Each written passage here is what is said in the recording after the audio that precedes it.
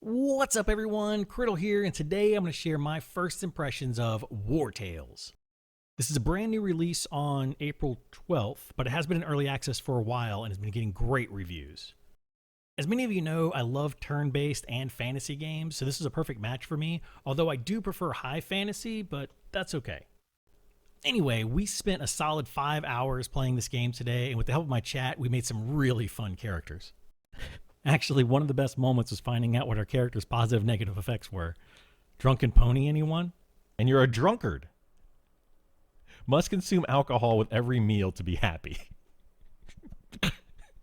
You're quick, and you're also a drunkard. What do we get? Oh.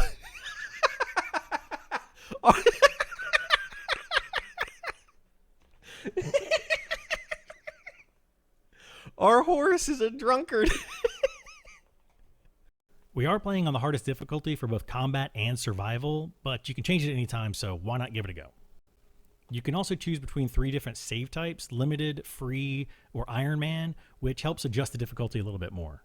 I went with free because I don't like to be limited of when I can save as a busy father. Plus, one mistake in Iron Man could ruin your entire playthrough, which is not fun for me, but the option's there if you like it. Now let's get into my actual thoughts of the game. I had an absolute blast playing this game. It's exactly what I expected and was hoping for after reading about it, which is an open world survival turn-based strategy game. One of the things I enjoyed most was the open world gameplay where you can go wherever you want and just explore.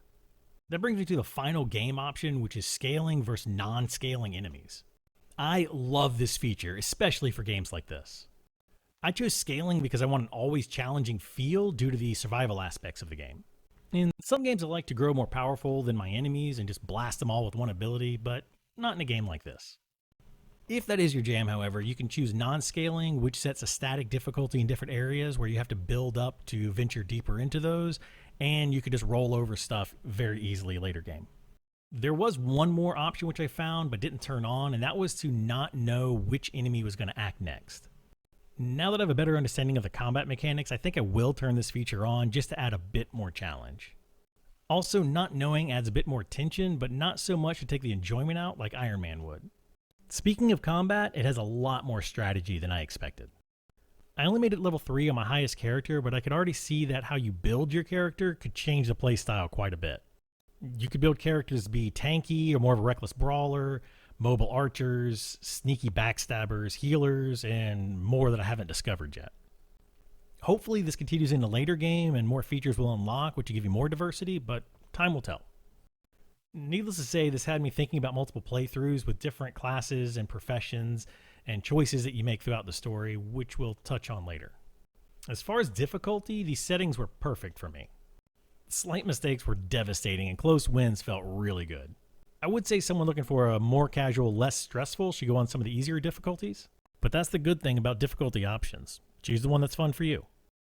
Any single player or co-op game without difficulty options is wrong in my opinion, but that's another topic. I had several close calls and even one mercenary I lost to poison. Rip Fredwin. When a mercenary dies, they are gone permanently, and you must carry on without them. I imagine losing all of them is a game over. Literally. You can bury them wherever you want. Oh, we're just going to carry around his body. Wonderful. Some of that could have been alleviated had I read more of the tooltips, as I wasn't gaining repair parts when I rested, which is an absolute tragedy. That brings me to the survival aspects of the game. These were fantastic.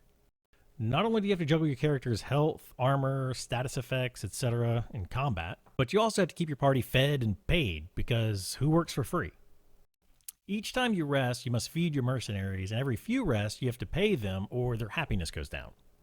I'm not exactly sure what happens when your happiness gets too low, but I'm going to go out on a limb and say it's not a party. In some cases, it's not simply enough to just feed your mercs, as some can be a bit picky, like this plague-infected sap. We could recruit him for 5 chickens. Or simply drunks. In addition to that, you have to keep track of exhaustion while traveling around in the open world, or you will die. I did read that tooltip. Usually all of that would seem a bit daunting, but the game does a pretty good job of warning you, so you can relax a little. And finally, let's talk about the story. There basically isn't one, at least in the 5 hours that I played. That isn't necessarily a bad thing though, because this type of game I want to explore and find my own way.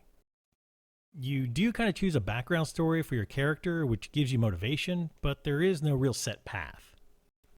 There are factions that you can side and gain reputation with, but again, that goes back to your motivation of your character, which could change as you play the game. So far, I only found 2 opposing factions, but I expect more throughout the game. As for graphics, sound, etc., those were all great, but that's just icing on the cake. Same with the acting and dialogue. They weren't anything to rave about, but they weren't bad either. Yeah, I've been drinking. We all have. How do you know? You seers or something?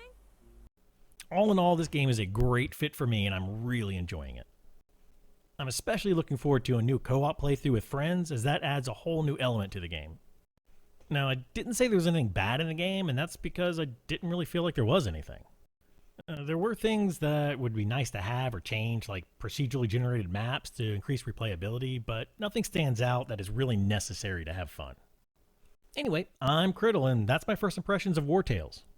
We will continue playing and streaming this game on Twitch, where you could join our merry band of Purple Bandits starting every day at 9 a.m. except Fridays. Want to know why? Come ask.